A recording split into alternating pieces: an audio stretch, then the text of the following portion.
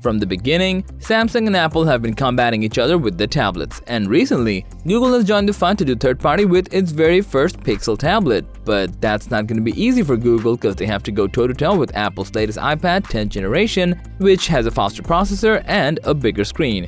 Anyway, considering the Google Pixel tablet's price point, does it have enough to compete with Apple's iPad supremacy? Or is it just another tablet to run the show? Let's find out by putting them side by side.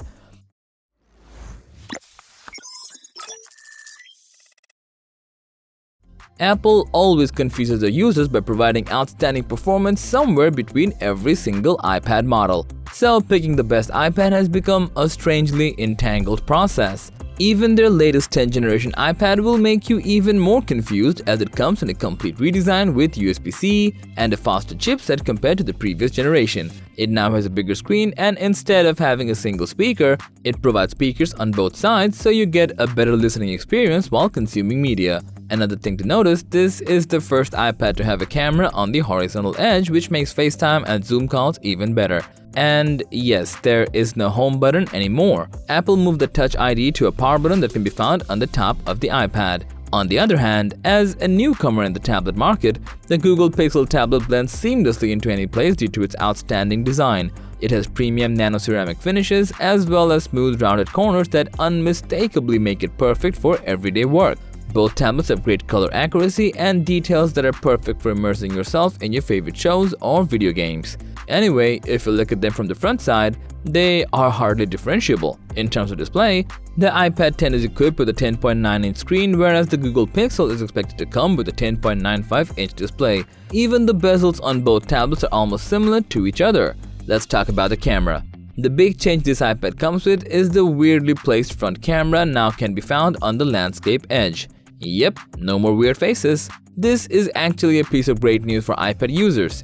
Even us ourselves have been waiting for this change for a long time. Here, Google did not make this mistake with their first-gen tablets, so iPad 10 now comes with a 12-megapixel ultra-wide front and 12-megapixel back camera instead of 8-megapixel. Whereas, the Pixel tablet might come with two 8-megapixel cameras, one on the front and one on the back. So if we compare it with the iPad 10, we can say that's not going to be as good as Apple's camera. But there is a point to note though, which is that Google always tries to improve its software, not hardware. Regarding the performance, the all-new iPad 10 runs on Apple's Bionic A14 chipset. Now, yes, we know that this is not the latest chipset from Apple, but it's a step up from the base iPad.